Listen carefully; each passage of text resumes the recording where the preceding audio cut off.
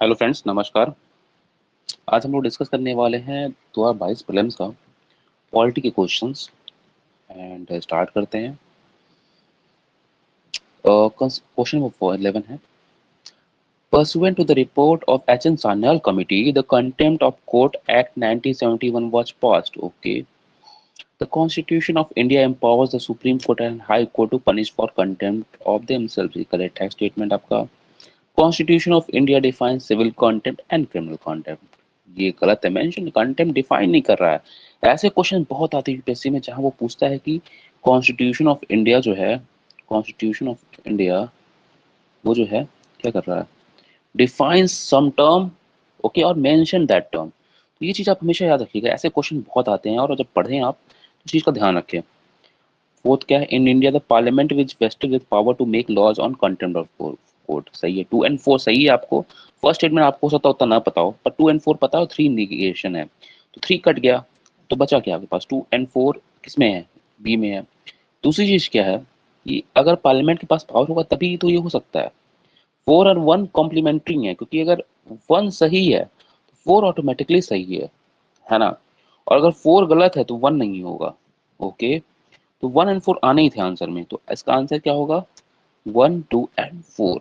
Okay, contempt of court किस article से आता है, आर्टिकल 129 से आता है।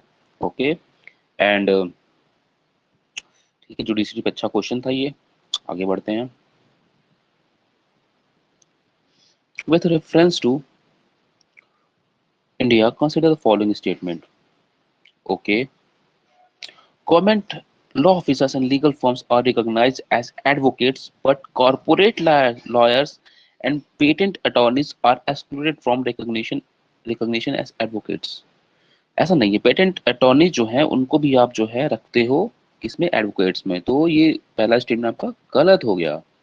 Second, bar councils have the power to lay down the rules relating to legal education and recognition of college. Okay है, state में कुछ ऐसा इशू नहीं है, so we believe this is good and इसका आंसर होगा 1 और 2। ओके, इजी क्वेश्चन था। Moving on to the next part. हाँ, कॉन्स्टिट्यूशन अमेंडमेंट बिल पे हमेशा आता question, and constitution amendment bill पे क्वेश्चन पढ़ते हैं।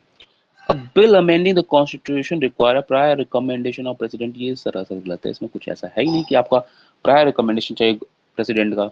ठीक है, when a constitution amendment bill is presented to the president of India, it is obligatory for the president of India to give his assent। एकदम correct है, आपके पास option नहीं है, प्रेसिडेंट के पास ऑप्शन नहीं है कि वो जो है उसको होल्ड कर सकता है, and definitely he have to approve it. Third, a constitution amendment bill must be passed by Lok Sabha, both the Lok Sabha and the Raj Sabha by special majority, and there is no provision for joint sitting। ये भी सही, joint sitting का कोई provision नहीं है इसमें, तो answer क्या हो जाएगा, 2 और 3। कॉन्स्टिट्यूशन अमेंडमेंट बिल पे हमेशा क्वेश्चन आते हैं, ध्यान रखिएगा, एंड वो किसी भी हाउस में आ सकते हैं, लोकसभा एंड राज्यसभा, और जो है स्पेशल प्रोविजन से पास होते हैं। ज्वाइंट सिटिंग का कोई ऑप्शन नहीं होता है, and apart from that president has to assent it. Okay, अगर पास होता है तो। इस पे और भी क्वेश्चंस हैं, आप कर सकते हैं कॉन्स्टिट्यूशन अमेंडमेंट बिल पे, और हमेशा सॉरी यस, और हमेशा इस पे क्वेश्चन आते हैं। Question number 14, Constitution of India classifies the ministry into 4 ranks: cabinet minister, minister of state with independent charges, minister of state and deputy minister। ये स्टेटमेंट गलत है, क्यों, वो 3 ही करता है, cabinet minister, minister of state and minister of and deputy minister. ऐसा कुछ नहीं होता है minister of state with independent charges. 3 ranks में डिवाइड होते हैं। Total number of, second option पढ़ते हैं, total number of ministers in the union government including the prime minister shall not exceed 15% of total number of members in Lok Sabha. ये सही है, इसको amend किया गया था 91st अमेंडमेंट से, और जो है 15% लोग जो है काउंसिल ऑफ मिनिस्टर पार्ट होते हैं, जो कि काफी ज्यादा है। पहले ऐसा नहीं था, पहले बहुत कम लोग होते थे काउंसिल ऑफ मिनिस्टर्स में, पर जब से कोलिशन गवर्नमेंट आई है, मतलब 90s के टाइम पे आप देख सकते हैं, तो आपको डिफरेंट पार्टीज के लोगों को मिनिस्ट्री में रखना है। इसके लिए इसका भी कुछ इफेक्ट था, जिसकी वजह से इसको किया गया है ना। Okay, moving on to the next question. Which of the following are the executive exclusive power of Lok Sabha to ratify the declaration of emergency? ना ना ना, ऐसा नहीं है। हाँ, कैंसिलेशन के लिए वो उसके पास है, पर डिक्लेरेशन के लिए दोनों का चाहिए, Lok Sabha Rajya Sabha. To pass a motion of no confidence against council of minister, सही बात है।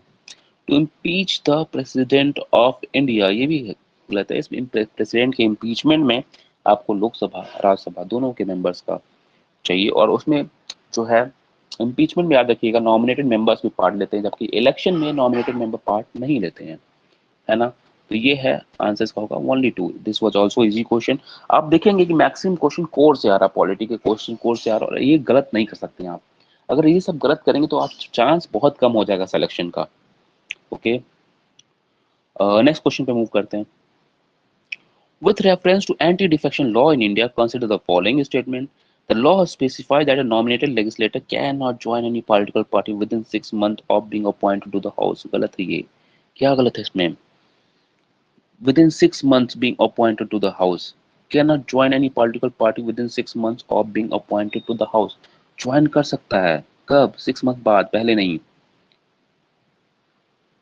Can not join any political party with in 6 months. हाँ, तो क्वेश्चन यही कह रहा है कि वो ज्वाइन कर सकता है, पहले बाद नहीं। तभी होता क्या है कि वो विद इन 6 मंथ ज्वाइन कर सकता है और आफ्टरवर्ड्स ज्वाइन नहीं कर सकता है। अगर कोई बंदा नॉमिनेट होता है तो उसको आपको मतलब उसके पास ऑप्शन होता है कि वो तुरंत कोई पार्टी ज्वाइन कर ले, और बाद में कोई पार्टी ज्वाइन करने का ऑप्शन नहीं होता है उसको, है ना। और नॉमिनेटेड मेंबर कैसे होते हैं? राज्यसभा में कितने मेंबर नॉमिनेट होते हैं, लोकसभा में कितने मेंबर नॉमिनेट होते हैं? आइडिया है कुछ आपको? इसको आप एक बार रिवाइज करो, and it is quite essential. Rajya Sabha में ज़्यादा मेंबर नॉमिनेट होते हैं, और आपको रिसेंटली पता होगा कि एंग्लो इंडियन भी पहले जो थे उनको हटा दिया गया है। पहले एंग्लो इंडियन मेंबर्स भी होते थे, उनको भी हटा दिया गया है। So the law does not provide any time frame within which the presiding officer has to decide a defection की। ये सही बात है। इस पे सुप्रीम कोर्ट के काफ़ी केसेस हैं जिसमें उसने बोला है, कोर्ट ने बोला है कि आपको 3 मंथ्स के अंदर डिसाइड करना। आप ये इसको मेंस में यूज कर सकते हो। ये एक प्रॉब्लम है 10th शेड्यूल में कि किस स्पीकर के पास कोई टाइमलाइन नहीं जिसमें वो डिसाइड करे। तो इसको आप जो है लोग यूज करते हैं किसमें? पार्टी पॉलिटिक्स में, गवर्नमेंट चेंज करने में। एंड सो इसका ऑप्शन आंसर क्या होगा? Only two. That is a discrepancy in our system, parliamentary system, कि कुछ टाइम लिमिट होना चाहिए, और सुप्रीम कोर्ट का रूलिंग है इसके ऊपर। Okay, next question. Attorney General of India and Solicitor General of India are the only officer of government who are allowed to participate in the meeting of the Parliament of India. गलत है। Only Attorney General of India is allowed to do so, not Solicitor General of India. ये ध्यान रखिएगा, है ना। Second statement, according to Constitution of India, Attorney General of India submits his resignation when government which appointed him resigns. ये भी गलत है। It is as per the pleasure of president. जब president कहेगा तो आपको resign करना है। तो आंसर होगा D, neither one nor two. Attorney General Article 76 से आता है, and he represent government in legal cases, especially in Supreme Court. जैसा आप आर्टिकल 143 में प्रेसिडेंट को अगर कुछ पूछना हो सुप्रीम कोर्ट से, तो अटॉर्नी जनरल ही रिप्रेजेंट करता है। Further, it is not office under the government. वो प्राइवेट प्रैक्टिस भी कर सकता है, ये याद रखिएगा आप। ऐसे क्वेश्चन आ चुके हैं कि वो प्राइवेट प्रैक्टिस कर सकता है। He is he can participate in parliamentary meetings committees but without voting. ये भी याद रखिएगा आप। अटॉर्नी जनरल एक बहुत छोटा टॉपिक है, पर इस पे अच्छे क्वेश्चन बनते हैं, इस पे काफी अच्छे क्वेश्चन बनते हैं। Okay, with reference to writs issued by the courts in India, mandamus will not lie against a private organization unless it is entrusted with public duty. एकदम correct है ना। Mandamus is used to uh, ask a public officer to do his duty, है ना। And mandamus will not lie against a company even though it may be government company। ये गलत है। गलत क्या है इसमें कि mandamus will not lie against a company even though it may be a government company. अगर गवर्नमेंट कंपनी है, ये गवर्नमेंट कंपनी है तो उसको करना पड़ेगा। अगर प्राइवेट कंपनी है तो मैंडेबस नहीं अप्लाइड होगा, पर गवर्नमेंट कंपनी है, प्राइवेट कंपनी है, पर वो गवर्नमेंट का कुछ काम भी कर रही है, प्राइवेट कंपनी है गवर्नमेंट का कुछ काम भी कर रही है, तो भी मैंडेबस अप्लाई होगा। ओके, ये तो इजी था। थर्ड क्या है? Any public minded person can be petitioner to move the court to obtain the writ of overrun to। Okay, correct है, नो इशू। आंसर क्या होगा इसमें आपका? 1 और 3। ओके, रिट्स इशू होते हैं अंडर आर्टिकल 32, और जो है इसको आप डिटेल में पढ़ लीजिएगा रिट्स को। एंड आपको पता होगा कि सुप्रीम कोर्ट के जो रिट्स हैं वो लिमिटेड हैं, पर जो हाई कोर्ट के रिट्स हैं वो एनलार्ज्ड हैं, है ना। It can issue writs for any purpose, while high Supreme Court can issue writs for protection of fundamental rights. Question number 19. with reference to Ayushman Bharat digital mission, private and public hospital must adopt it. ये word तो आप खोज के रखिएगा, must. Most of the time गलत होता है, तो इसको आप गलत करिए, मस्ट नहीं हो सकता है। As it aims to achieve universal health coverage, every citizen of India should be part of it ultimately. No, no, no. Every citizen of it another जो है forcing type thing है, and it is not correct.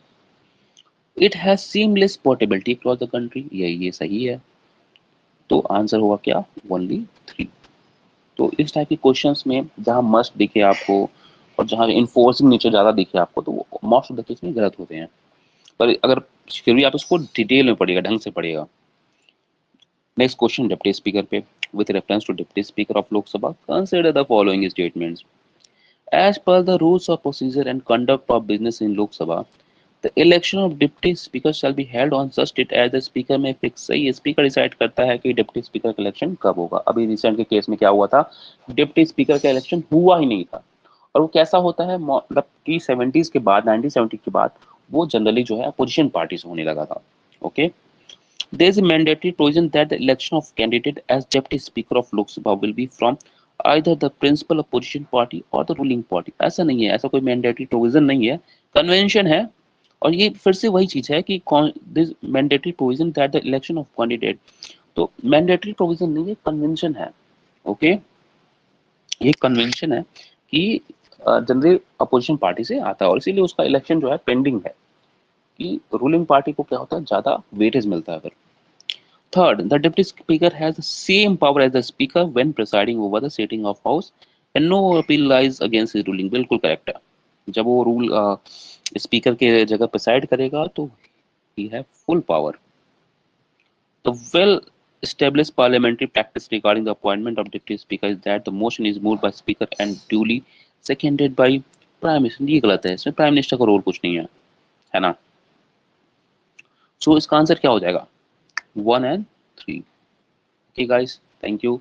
आप PYQ करो और देखो कि किस type के क्वेश्चन आ रहा है, यूपीएससी कैसे जो है आपको फ्रेम कर रहा है क्वेश्चन, कहाँ वो फंसाने की कोशिश कर रहा है ना। अगर आप वो समझ गए तो आप you can easily answer the questions, है ना। यही करना है। Good luck, thank you.